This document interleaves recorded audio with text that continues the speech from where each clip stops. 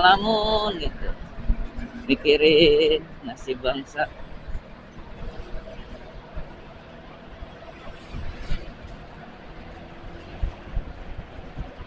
Dari sana nggak usah cita-cita jadi presiden, berani jadi pemimpin. Biasanya saya itu ya silakan lah,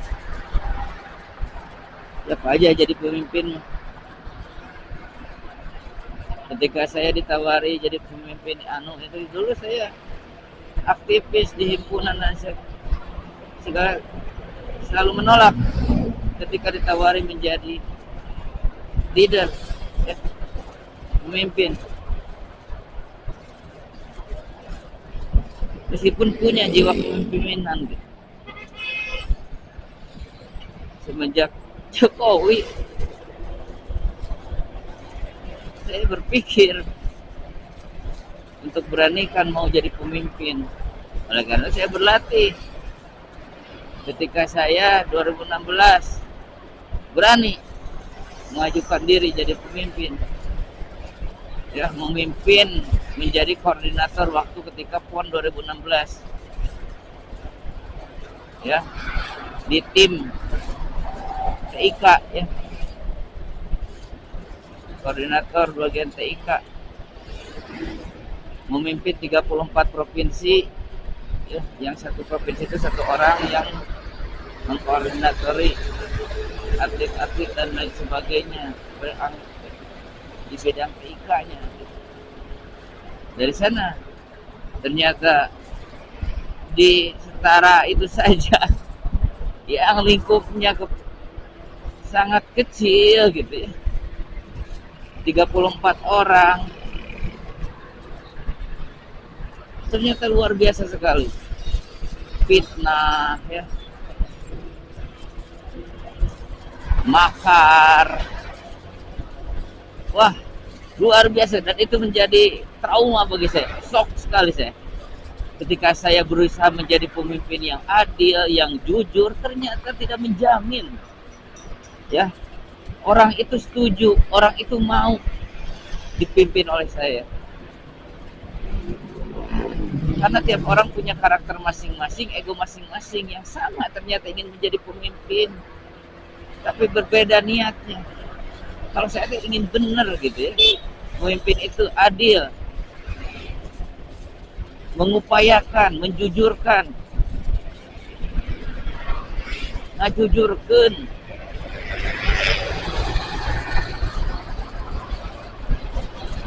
menyampaikan aspirasi, tapi ternyata dari atas pun tidak dihargai sikap saya itu, ya, tidak dihargai ketika membela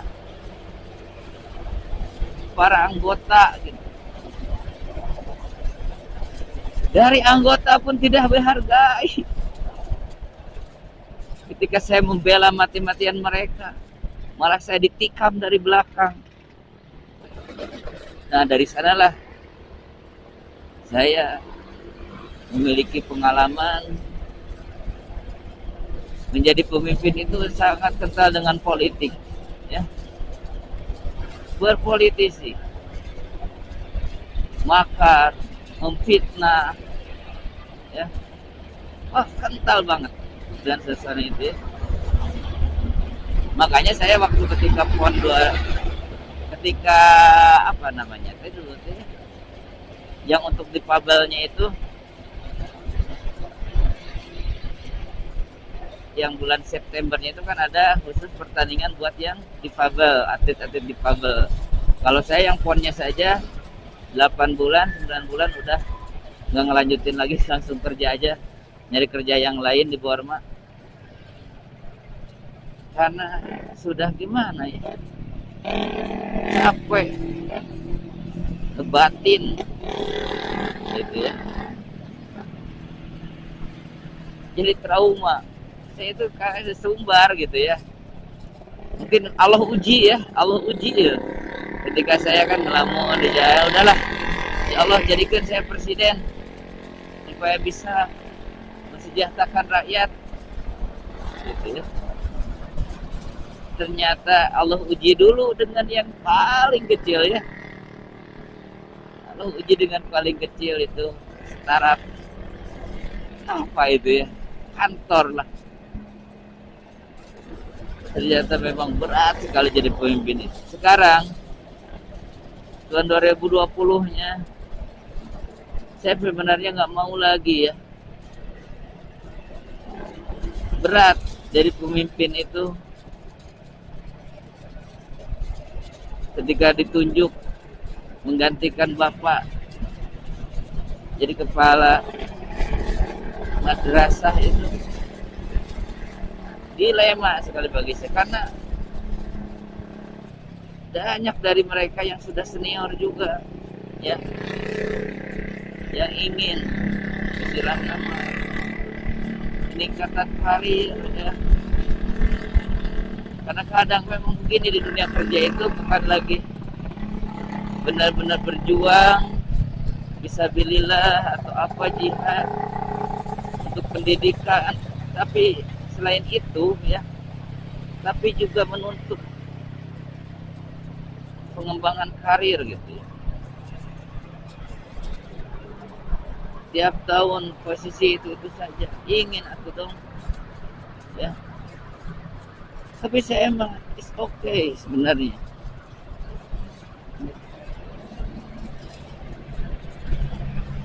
Itu jadi pemimpin sekarang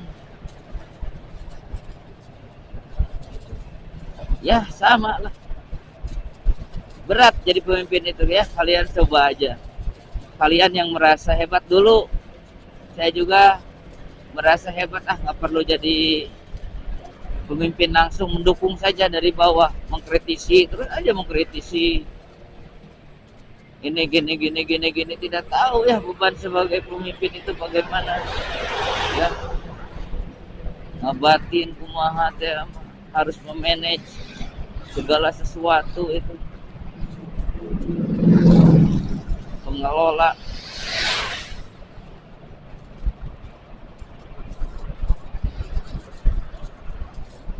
Karena memang saya itu tidak memikirkan apa yang saya dapatkan ya, dari dulu saya itu hanya berpikir apa sih yang bisa saya berikan gitu.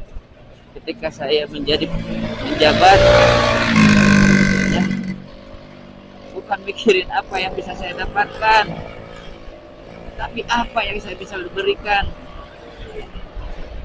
Dan itu adalah batik saya ya, mengikuti HMI itu tuh. Dulu saya waktu HMI, saya orangnya idealis gitu ya. Saya nggak ikut-ikut demo karena saya tahu ya, hanya menjadi pesuruh saja dari mereka yang pemangku kepentingan. Ketika benar-benar nih ada isu yang harus diperjuangkan, ini diam saja ya. Tapi kalau sudah menyinggung kepada pemimpin kita atau yang ya kepentingan kita, baru demo gitu ya. Harusnya semua isu-isu perjuangkan semuanya, jangan hanya yang ada yang ada kepentingan saja gitu. Saya dulu idealis,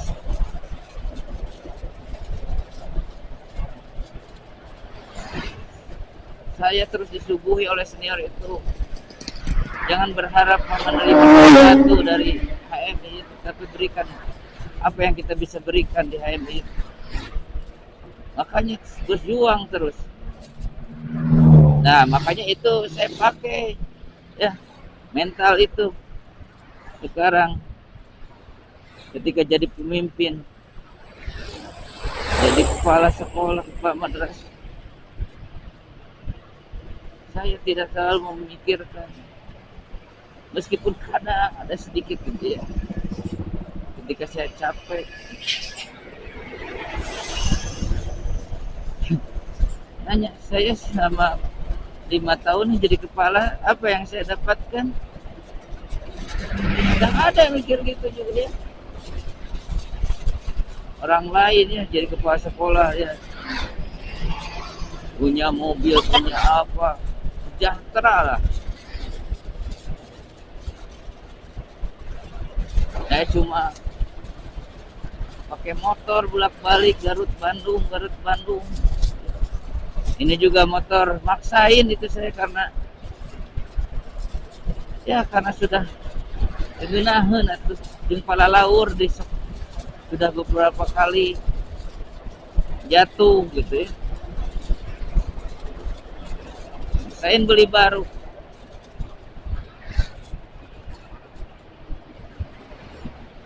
Ya intinya gitu aja, mending untuk kalian juga mudah-mudahan ya, karena apapun itu pekerjaan kalian pasti Allah akan tanya pertanggungjawabannya. Saya selalu ke sana ya, ingin melakukan apapun itu, apalagi yang dilarang oleh Allah ya, untuk berbuat tidak jujur itu. Saya selalu berpikir ke sana. Bagaimana nanti pertanggungjawabannya di akhirat? Apa kita bisa beralasan? Tidak. Semua dikunci, mulut dikunci. Mereka yang ada pada diri kita berbicara sendiri, hati kita. Niatnya seperti apa?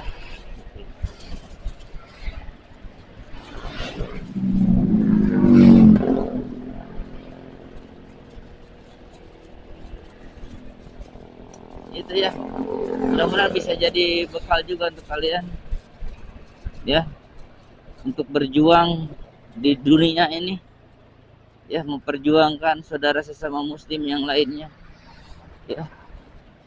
Kita harus peduli ya, harus peduli apalagi sama muslim. Kata Rasulullah, kita itu bersaudara.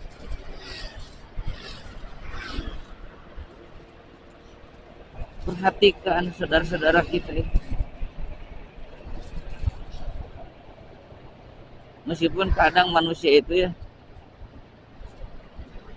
intinya ini aja bekal agamanya ya, berasal sama muslim, saudara sorangan yang sedarah juga kadang tidak diperhatikan ya. Kalau yang memang kurang paham agamanya itu, tidak kuat basic agamanya,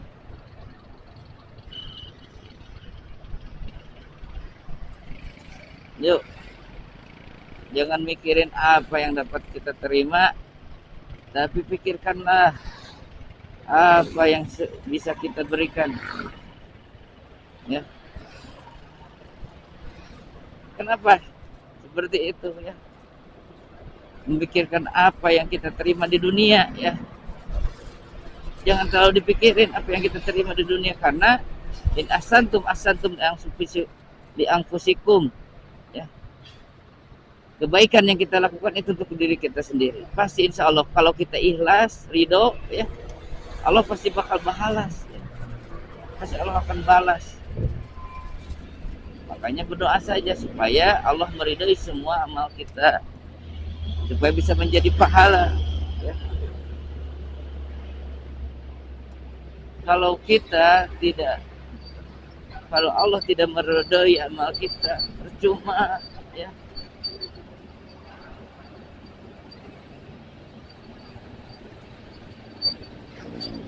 Jadi belajarlah untuk ikhlas, diniatkan karena Allah.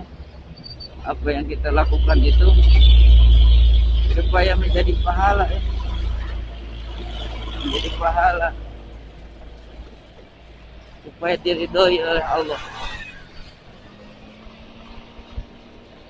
Jadi jangan terlalu berharap ya, kita dalam melakukan apapun memikirkan apa yang diterima, tapi pikirkanlah apa yang dapat diberikan.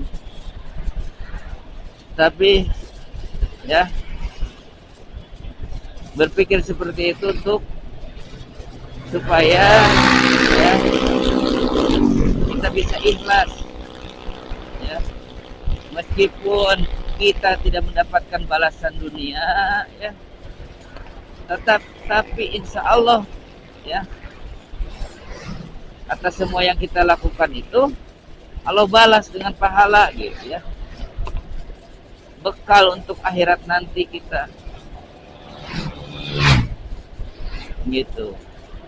Jadi jangan selalu memikirkan apa yang dapat kita terima, tapi pikirkanlah apa yang dapat kita berikan ya.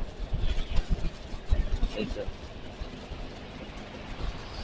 khairun nas anfa'uhum linnas, sebaik-baik manusia itu adalah yang bermanfaat bagi manusia lainnya ya.